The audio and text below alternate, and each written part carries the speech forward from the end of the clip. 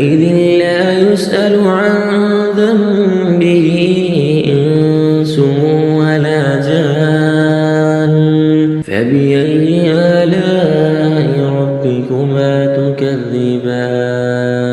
يعرف المجرمون بسيماهم فيؤخذ بالنواصي والأقدام فبأي آلاء ربكما تكذبان